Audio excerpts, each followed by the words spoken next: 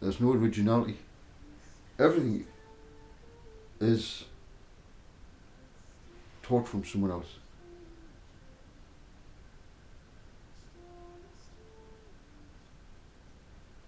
He doesn't know the ancient texts, and the few that he does know, he doesn't understand them.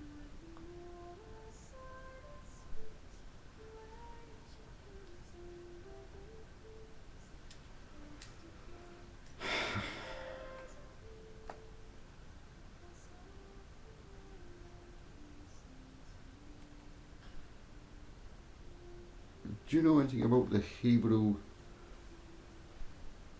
Bible? It's a little Bible in the Bible,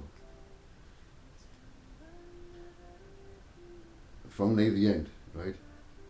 And it speaks of this Paul that people don't understand. Today I hope you will understand what this Paul is.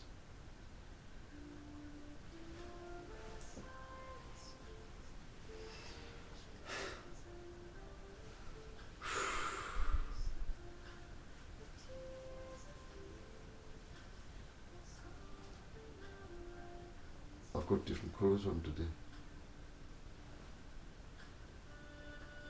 It's like purple. What purple going on there? Top. Oh, I'm going to show you the yard very shortly.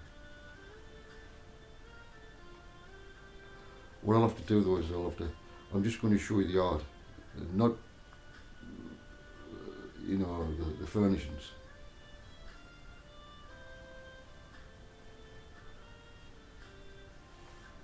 Hebrews chapter 4. It's an ancient text. Verse 2 of chapter 4. It's about the Sabbath, the Shabbat rest. The Shabbat rest. The seventh day, if you wish. For we also received the good news just as they did. Take yourself back to the time it was wrote. He was talking to someone. We believe it was Paul. For we also received the good news just as they did. But the message they heard was of no value. Why was it of no value?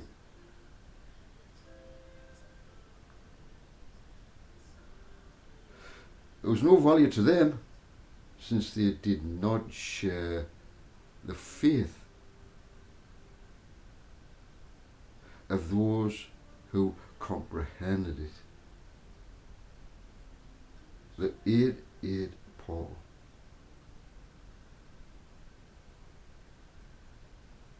Add them up 8-8 and get the final number 7-8.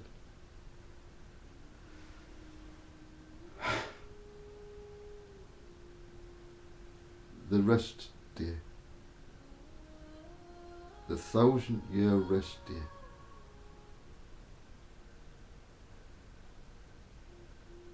The Paul, when you enter, listen what happens. Some who will not accept that name, where 2 or 3 are gathered in my name, there I am in their midst. Let's get this correct, Michael.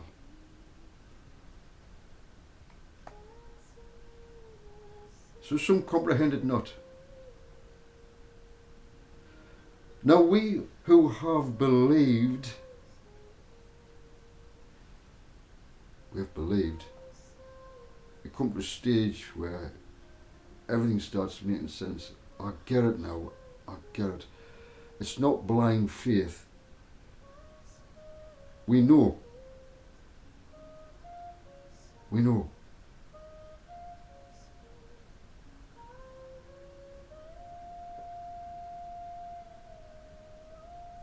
How can I explain this in an illustration? Well,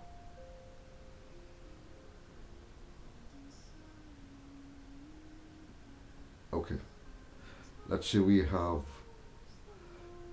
a brand new car from Rolls Royce. It's been tested, and now it arrives in your driveway. You have a journey, your first journey, your destination is just 10 miles.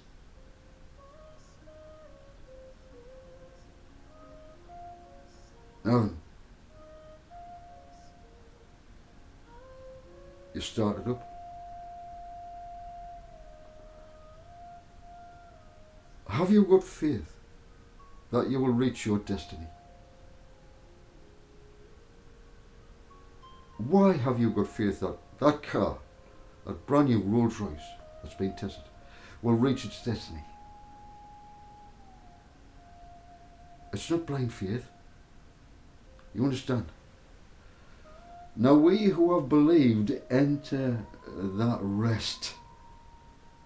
The 8-8 Paul. We enter into the rest. As for the others, it is just as God had said. So I swore on oath in my anger. They shall never enter my rest because of lack of faith. It is a Paul whereby you go into it and your understanding soon becomes so clear that faith is assured. You know. You will know you will reach your destiny.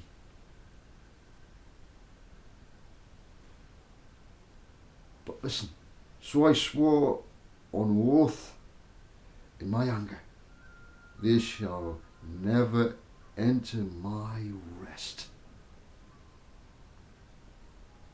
Who? This was wrote 2,000 years ago. He's quoting from some other event before this was wrote. You understand? They shall never enter my rest, and yet his works have been finished since the foundation of the world.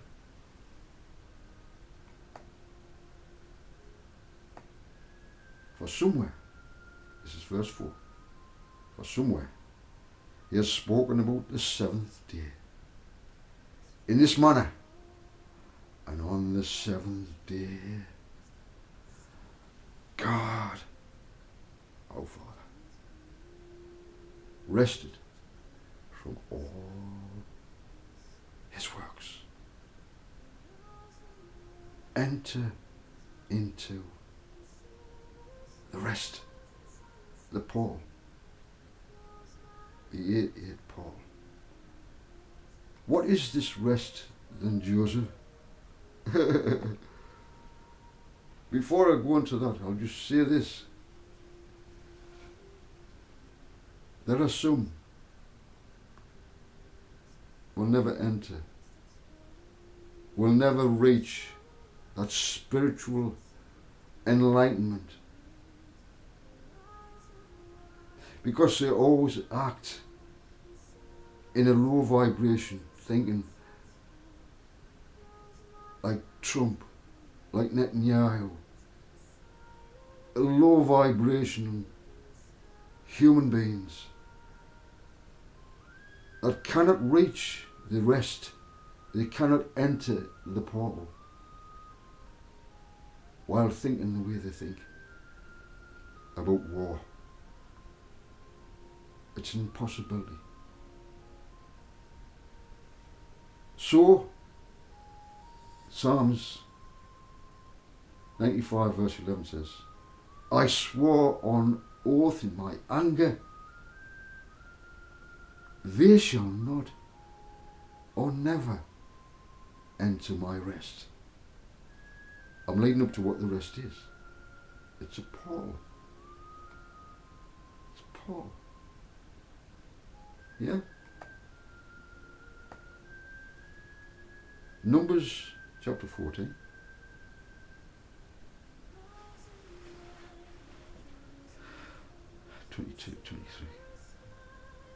Not one of the men who have seen my glory and the signs I performed in Egypt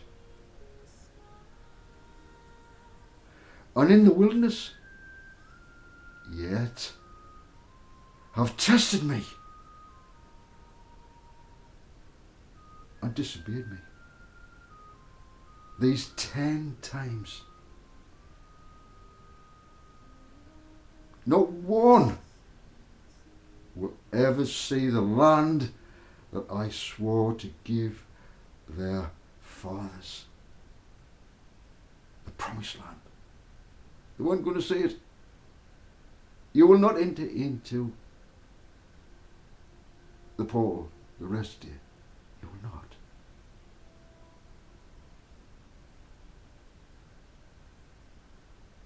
Not one will ever see the land that I swore to give to their fathers. None of those who have treated me with contempt will see it. There's a warning in that. Listen, did you hear? Now, in Matthew 11, come to me.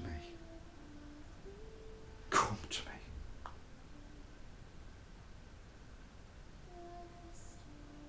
All you who are weary and burdened,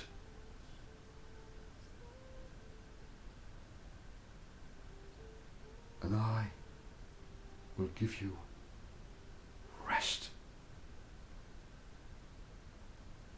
Take my yoke. That is an ox and an ox with a yoke equal. Take my yoke. You've got Yeshua on one side, you on the other side. Take my yoke.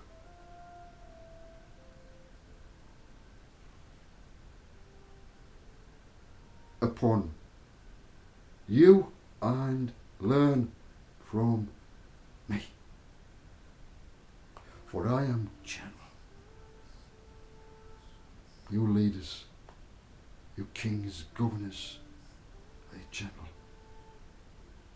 For I am gentle and humble at heart.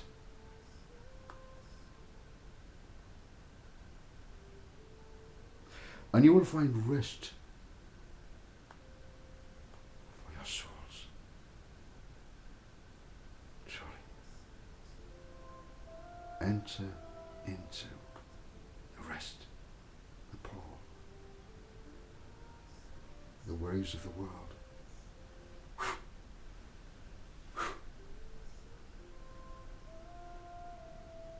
For my yoke is on the other side, is easy, and my burden is light. Look, don't steal that man's property. If you do,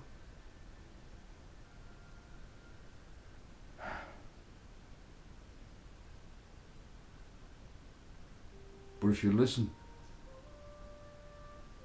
the things that would happen to a person who did not listen